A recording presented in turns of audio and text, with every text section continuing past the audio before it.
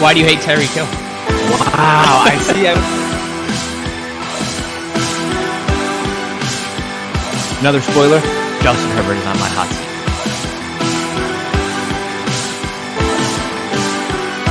Yeah, as bad as the Bucs were, they still had Tom Brady.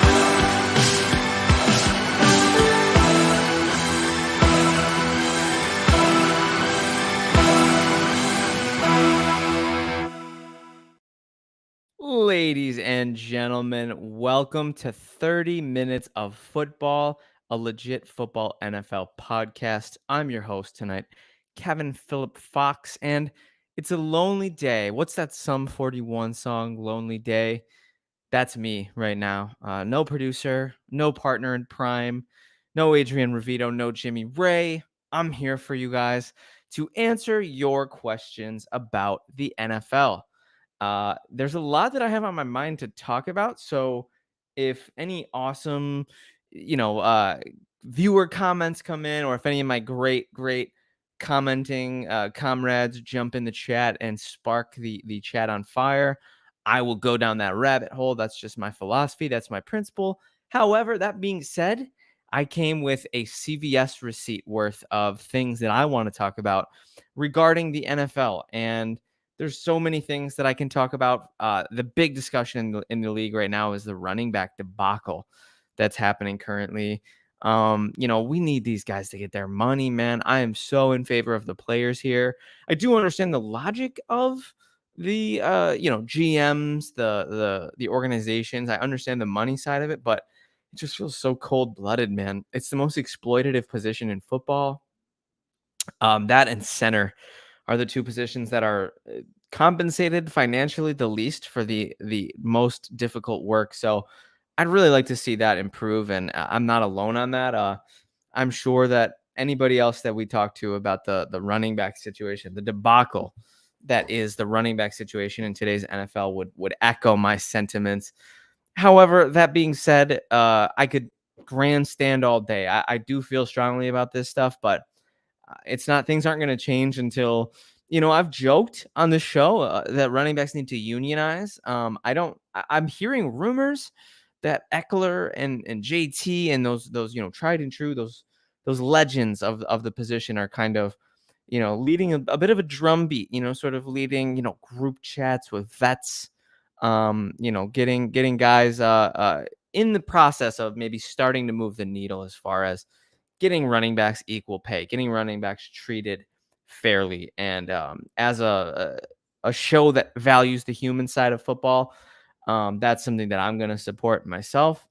And so should all of our listeners. Now, I think a big thing that I'm going to have a great time talking about today, while I wait for some great chats from the viewers. First and foremost, guys, I gotta crack this Celts. It's Celts o'clock. Oh yeah, baby. For our audio listeners, that was some ASMR cracking for you. I want to talk about these Madden ratings. I know you guys are seeing these Madden ratings that are flying around. They do it 10 at a time just to generate that hype, but I do believe all the information is out. Like those positions kind of tend to leak out. So I think the best way to start here, we do have the quarterback Madden ratings. So I'm pulling them up right now. Madden 24 quarterback ratings. The cover boy, Mr. Josh Allen, by the way, Buffalo Bill, first time in NFL history, Bills history, Madden history, that we have a Bill on the cover of Madden. Let's start with those quarterbacks. So I'm gonna throw these filters on. I'm on the official Madden website, so it doesn't get any more legit than here. You got legit football. That might be slightly more legit. The GOAT Thomas is in the chat. Thomas, I was waiting for you, my friend. I actually desperately missed you.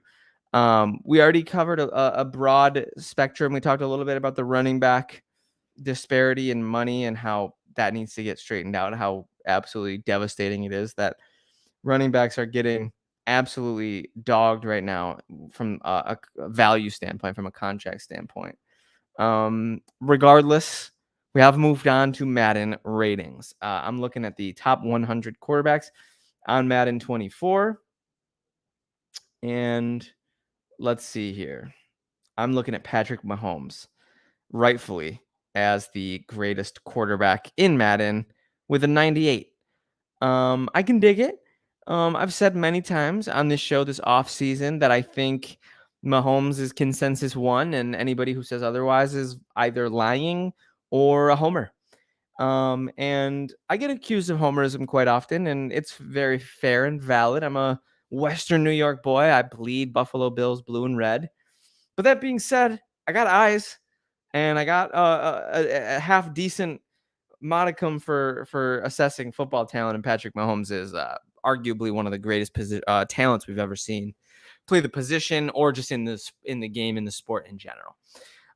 So Patrick Mahomes deservedly at 1 at a 98 overall. Not going to catch any sort of complaints from me. Joe Burrow at 2 with a 95 overall. Yeah, I can dig that. I've said a lot again also this offseason. Burrow, I have no issue with people putting him above Josh Allen at 2. I have no issue with it. He did beat Allen handedly in the playoffs, and a lot of narratives come from who has playoff success. I cracked the seltzer and I didn't sip it. Let me take this victory crack for just being here with the people. My goodness, seltzer water, my friends. Boobly, to be specific, lemon sorbet flavored. Joe Burrow, in my opinion, should not be ranked higher than Josh Allen in terms of Madden ratings. I understand why he is. I'm not mad at it. I understand what they're doing. He went further in the playoffs. He went to the Super Bowl a couple years ago. He's the guy with the gold chain and the fancy hair. You're not going to catch me knocking his game. I think he's a fantastic player. If you're starting a franchise, I think the top 3 players that you want should go in order: Mahomes, Allen, Burrow. But I digress, because Allen is the cover boy. I thought maybe they'd give him a little bit of love. Allen is undoubtedly more physically gifted than Joe Burrow. Speed, ability to run, ability to escape the pocket. But I'm not going to sit here and twist hairs. I completely support and understand where they're coming from. Josh Allen at 3 with a 93 overall. And, I'm over here ho-humming and boo-hooing when my quarterback is the 3rd best quarterback in Madden. It's always fun to play with Josh Allen in Madden. I would say right now he's the most broken player in the game because his speed is like almost a 90. So you can get out of the pocket really easily. His throw on the run is high. You can get out of the pocket and just throw an absolute dot very easily. That's been one of my favorite parts of Josh Allen, playing as Josh Allen in Madden. So let's keep it moving, shall we? The next up on the list, shocking here, Baltimore Ravens quarterback Lamar Jackson. Now, myself personally, I have Jalen Hurts as my 4th best quarterback in the NFL. So I do take a little bit of exception to this, but I do have Lamar Jackson at 5. And that's something that a lot of people on Twitter and social media will try to come at me for, because there's a certain quarterback who I talk about all the time, who plays in Los Angeles, who has also nice flowing hair, who I don't have inside my top 5. And it's, for some reason, it's the hottest take of all time to say that. But I digress. Lamar Jackson at 4, probably going to be a great weapon on the ground, obviously. Elite runner. Had an MVP season a handful of years ago. I witnessed him play that year, and I'll never forget how special he looked in person. Deserved MVP that year. I think he's going to take a huge step forward with the weapons Baltimore has. So I like the rating of a 91 overall. That feels like a finally some overdue respect for Lamar Jackson. Number 5 is the California boy, Justin Herbert, to Madden. And I can dig that. Yeah, I can dig that. I think Herbert's got the tools, right? He's got that cannon. He's pretty accurate. He's more mobile than he gets credit for. He doesn't do a ton of rushing, but he's pretty mobile. So, I absolutely support the Herbert love from a Madden rating standpoint. Whether or not it will translate to real life greatness, time will tell. Next on the list, shockingly, above Jalen Hurts, come on, Madden. I'm gonna throw a be better out here. Dak Prescott is next on the list at number 6. I thought Hurts would be 6 because I seem to recall a certain a handsome quarterback leading the Eagles to the Super Bowl last year, and it wasn't Dak Prescott. And I seem to recall a certain quarterback, Dak Prescott, who his own team trolled him on Twitter when he turned the ball over too many times in the playoffs. I got nothing but love for Dak Prescott. I actually think that's a fine. I mean, I would flip flop them personally, and I would also flip flop Herbert and Hurts, but I got no huge complaints with the top 7. Let's go rapid fire so we could get to some other positions. Thomas, if you can think of any other positions you'd like to talk about in the chat, I'd love to just go down the list of whatever you want to talk about, or any other just NFL questions in general. Right now, I'm going with what I had planned for the show. But as anybody knows, I'm the first to go down any other rabbit hole because of that beautiful, beautiful ADD that I have. Number 8 is Aaron Rodgers. Okay. I hear Thomas here. He's shouting out Madden's body of work rankings.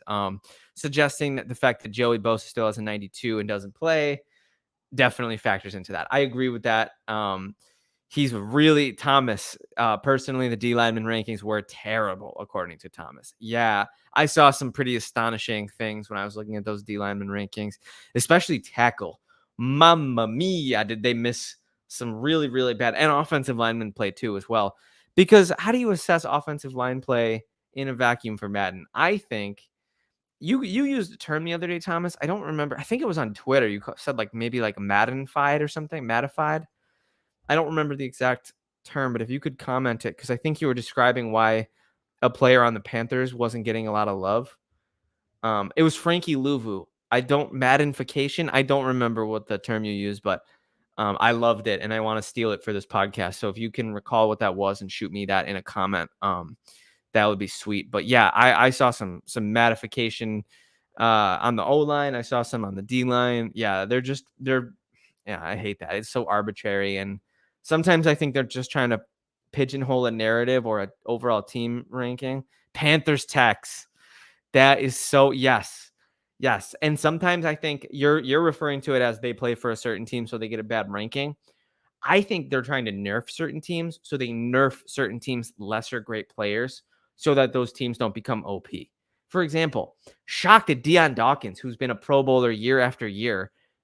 I believe he's received all pro votes. I'm not 100% sure on that. You can vet that. But Deion Dawkins was an 81 overall. That's shade. Mitch Morse, 79 center. Sleeping, man. Madden, I hope they took some Z-Quil because they are dead asleep on my boys. The Eagles D-line was disrespected heavily. I did see some love for Nolan Smith's speed, which I appreciated, but yeah, Sweat being an 84 is just like no bueno. Yeah, I've seen a lot of discourse there. I hope Madden corrects it. I hope they remove the greatness tax on those players from great teams that are just getting nerfed. Aaron Rodgers was the 8th ranked quarterback at 86. I don't think he looked like an 86 last year. Shout out to Thomas's body of work comment. Kirk Cousins at an 84 and Tua Tagovailoa at an 83. The most egregious one was having Zeke as a top back. I didn't see Zeke's ranking. If you can comment his score, if you can find that out, that would be sweet. But we have a top 10 offensive skill position player ranking here. I have Travis Kelce is in the 99 club. Justin Jefferson is in the 99 club. La-di-da. No shockers there. The 98 Mahomes is thrown to the 99 Kelce. Can't be mad at that. They deserve it, I would say, respectfully. Same with J. Jeff. The man, they say Hill is going to go for a 2,000-yard season. I got my money on J. Jeff over Hill. I think J. Jeff's going to out-receive Hill. Devontae Adams with a 98 overall feels appropriate. They're not giving him that age slight decrease, which I'm proud of Madden for that. There's a couple things I'll say that I was pretty proud of the Madden rankings on. Like they did certain, they finally did certain players based more so on the player's talent and less so on what they achieved. Like, for example, I saw Terry McLaurin was a top 10 wide receiver, which if you know anything about receiver play in the NFL, or if you follow Matt Harmon and reception perception, you already have known for years how much of a dog Terry McLaurin is, and we've just been waiting for him to get that shine. Originally, Thomas thought that Kirk was the worst QB one, but they did RB well. I'm gonna have to check. I'm gonna have to vet those numbers that you're suggesting, because if Zeke's a top back, then the streets are finished. I got Tyreek Hill coming in at number 4 with 98. Feels like a speed thing. Feels like a speed respect thing. I mean, I get high speed equals high overall. It's kind of correlative, but I don't know, man. I don't. It doesn't sit well with me that Hill is above the likes of Cooper Kupp and Stephon Diggs, just based on route running and based on production profile. Actually, I can't really dog Tyreek Hill's production profile. He's always one of the top producing receivers. I'm just salty because he's a Dolphin, probably. Don't tell Brian McFadden I said that, okay? It's not like I'm recording this in an audio form that's going to be released to the general public. Just don't let Brian McFadden hear that part. Nick Chubb at a 97. Cooper Kupp at a 97. Stephon Diggs at a 97. There's that love for my boy Stephon Diggs. Top 2 favorite player. I got his jersey. He needs all the respect in the world. Maybe not so much from a leadership standpoint right now. I think he'll right the ship. But George Kittle still getting that respect and earning it, really, after a dominant stretch of the end of last season with a 96 overall. And Christian McCaffrey, 96 overall. Josh Jacobs coming in at the 10th ranked offensive skill position player with a 95 overall. Might be cap on the Jacobs front, only because he's done it for 1 year. But I ain't mad at seeing a player get some shine after a great season. That's something that we don't see a ton of. I feel like we can throw more shine, especially running backs ways. We'll let them have this one. Thomas, you are lying to me right now, Thomas. This is not a real thing. If this is a real thing, Zeke at an 86. Oh my word. That's egregious. Egregious is the only word. Yeah, no, I can't. And he's shouting out Miles Sanders also being an 86. Yeah, I saw James Cook, who led the NFL in yards per carry last year, was a 75 when rookie running back Devon Achane was a 76. Thomas, make it make sense. Thomas, make it make sense. There is no world where Ezekiel Elliott should be 11 overall points higher than the guy who led the NFL in yards per carry last season. Make it make sense. I digress. I could rant all day. Absolutely mortified.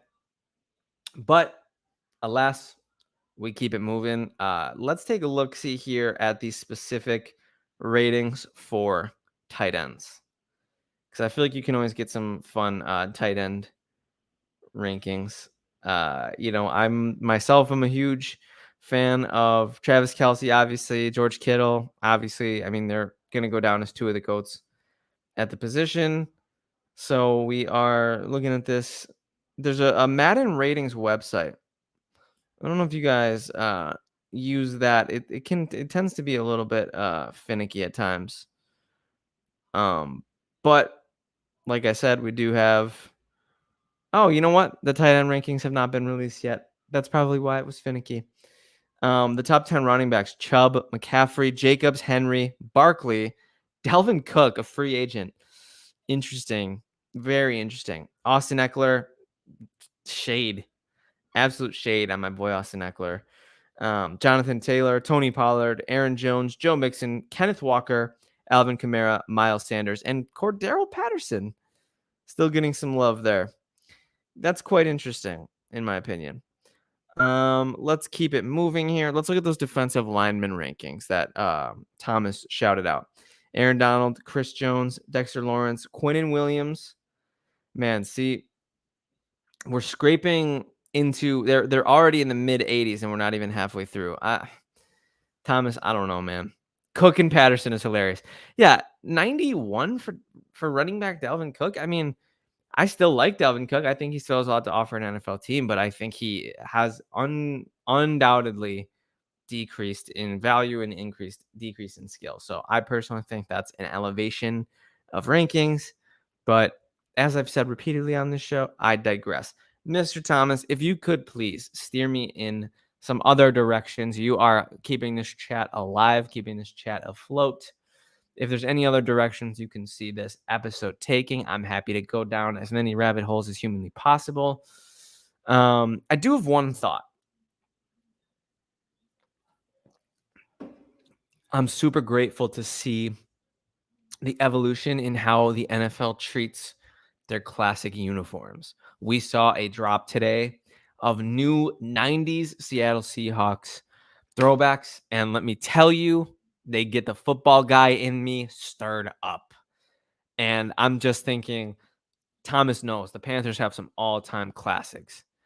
Um, and so if they bring back some Panthers looks, Thomas, any other looks from any other teams that you're desperate to see them bring back. But shout out to the NFL for finally listening to the fans. I mean, if there's one league that just seems to get it wrong when it comes to what we want versus what we get, I want McDonald's. No, we have McDonald's at home. The McDonald's at home is just trash.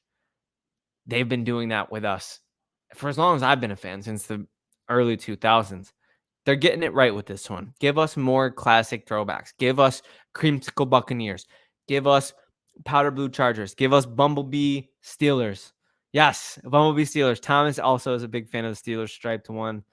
The B Twins era was fun. Man, pour one out for the B. It was really the trio. Bell, Ben, and Brown. Pour one out for the trio. Speaking of Bell, man, has his name been coming up a lot in league circles based on what's happening with Barkley, based on what's happening with Jacobs. It leads me to ask, guys, are these guys running a risk of going the same route as Le'Veon Bell? Are these guys running the risk of wasting a year of their prime and coming back rustier and out of shape and not the same player that they were before? I tend to lean that it's never a good time. I mean, I think the best way to get great at your craft is to practice it consistently. I know these guys are going to say that they're in the shape of their lives. They're hitting the jugs, they're hitting the treadmill and all that, but you can't simulate the speed and the intensity and the emotions of a football game. You just can't. And so if these guys miss any time, even if it's a game, even if it's all of camp, I'm not going to feel super great. I personally have Saquon in a dynasty, and I'm kind of holding my breath. If any of my dynasty league mates are listening, this is where you turn the podcast off, because I'm about to get very, very vulnerable. Thomas suggests, first of all, before I get to my moment, take the tag and not go all out. Interesting. If you're sore, don't play. It's sort of begs the question of, like, is that competitively disingenuous? Does that sort of create a little bit of like a ethics situation if their heart's not in it? I mean, if your heart's not in it, they say in football, it could hurt you. Thomas suggests it could extend their careers. I don't disagree.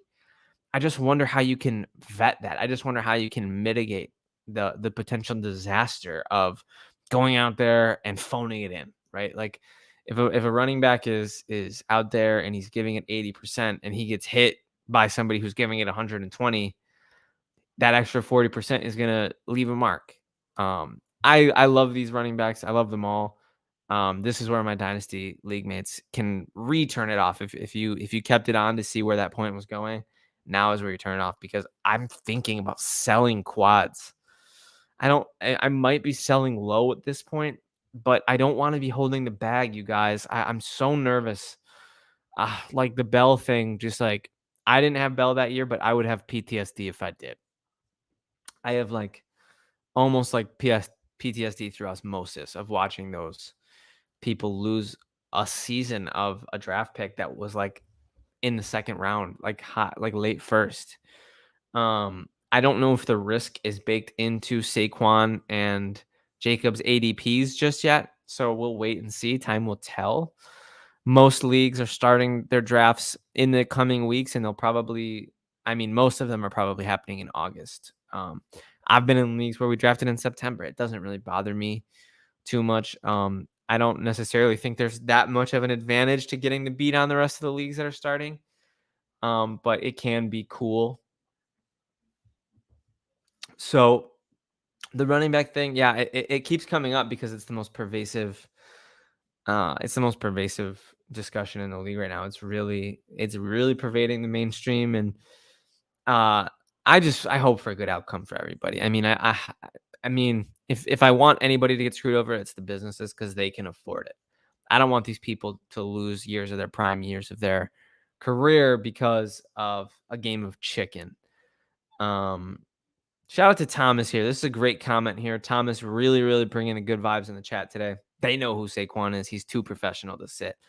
Yeah, Quads knows what's up, man. He's got that dog in him, and there's no doubt about that. My favorite Quads play is probably the 2-point conversion last year. I want to say against the Titans that gave them the dub. He would not be denied. He set out to score that 2-point conversion to get that team that win, and he got it. And that's just so symbolic of who Saquon is as a player. And I know Brian Daboll knows that. I know Joe Shane knows that.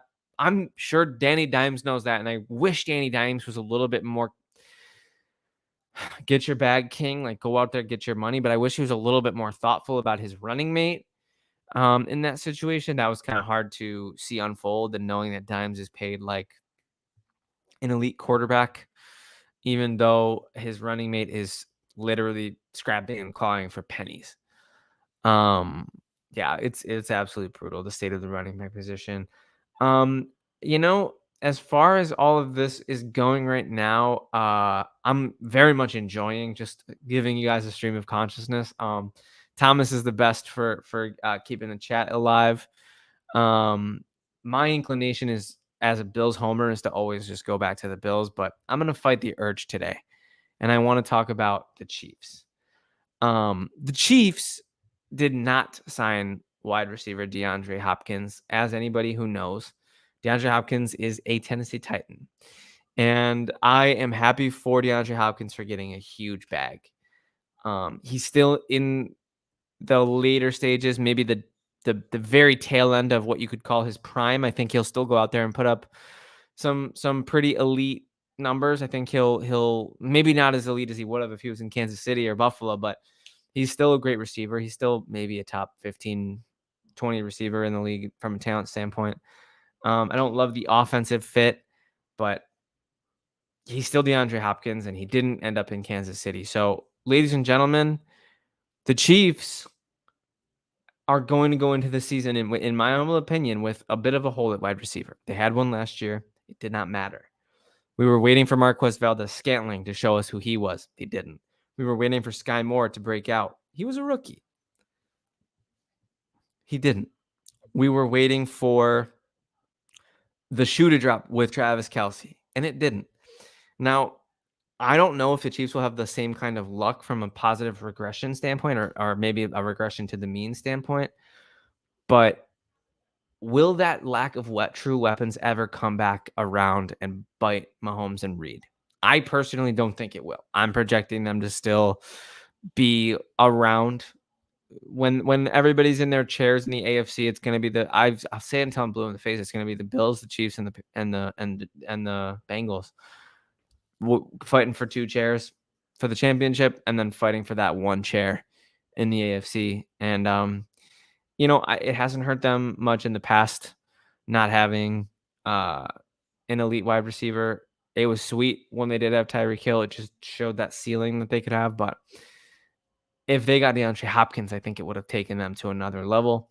They didn't. Same goes for Buffalo. And I've long since talked myself into the fact that he was never going to come when the money became too rich and the Bills kind of went out. They signed Poona Ford. They signed Leonard Floyd. The last couple dollars kind of seemed like it got spent in other places. The defense, where was part of the liabilities for the Bills' playoff losses the last handful of years. So hard to be mad at that decision from them. And the wording is they do believe in Gabe Davis as wide receiver too. I think Gabe Davis has officially turned into a post-hype sleeper in fantasy because he was, the talk of the town last year. He was the hotness, and now he's almost completely faded into oblivion. And he's still the wide receiver 2 for a great offense. He'll always be streaky. He'll always have his drop problems. He's not the crispest route runner. He doesn't have the best hands, but volume and opportunity, in my opinion, are still going to be there. I'm a little bit hesitant to truly buy in. I'm a bit hesitant to like I wouldn't go reaching, but that slide is gonna keep going in fantasy on that ADP. I like the Kincaid power slot talks. I don't know if it's gonna pan out as a rookie year. Rookie tight ends have a steep learning curve, but I think the Bills really legitimately look at him more like a weapon and less like a tight end. So it's an interesting philosophical discussion about, is Kincaid really the upgraded receiver that we thought the Bills were going to get this offseason? Not to downplay Deontay Hardy and Trent Sherfield and Justin Shorter. They're nice. They're pieces. They're warm bodies who are quality NFL football players. Um, there is talk of Khalil Shakir's progression. Um, I'm a little bit more inclined to be a bit patient on that one. Um, that wraps up my Bills moment. Couple more minutes, maybe a minute or two left of this fantastic stream of consciousness 30-minute rant that I have for you guys. The GOAT Thomas Bray in the chat, graphic designer extraordinaire. Pacheco is 24 right now. He'll probably be 28 before he's a free agent. He may never get a second contract. Do you think this could lead to late rounders choosing not to be drafted? That is a crazy and baffling, but actually real possibility right now.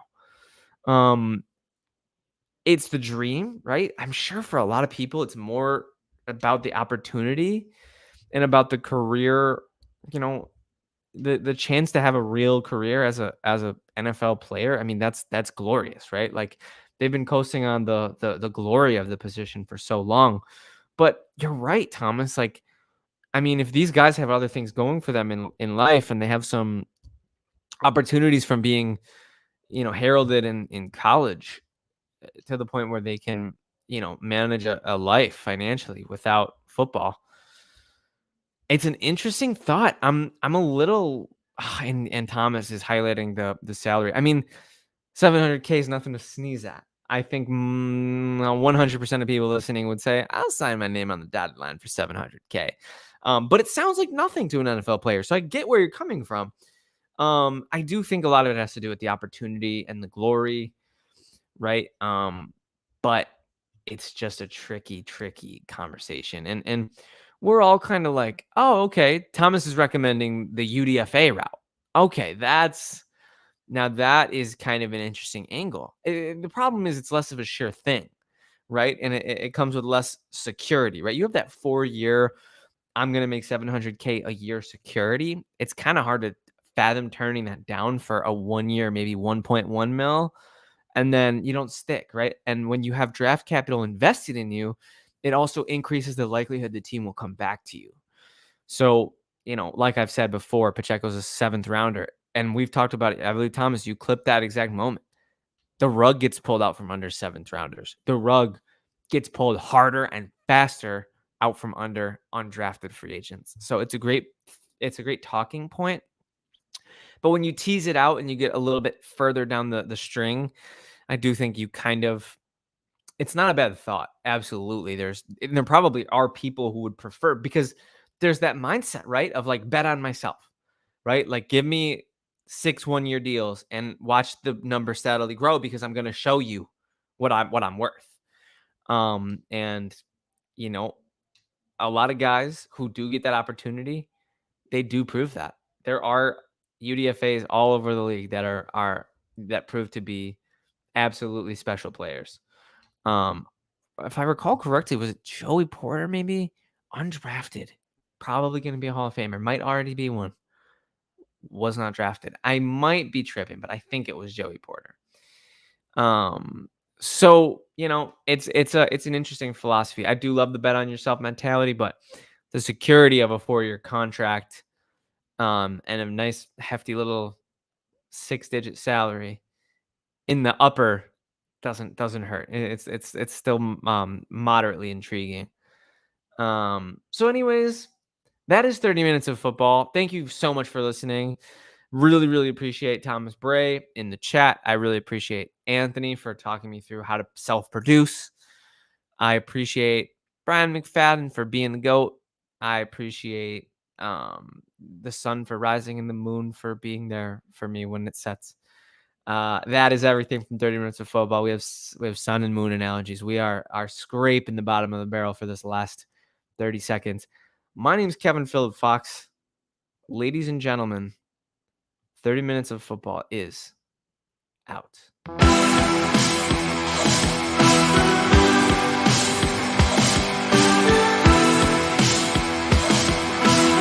Why do you hate Tyreek Hill? Wow, I see. Another spoiler, Justin Herbert is on my hot seat.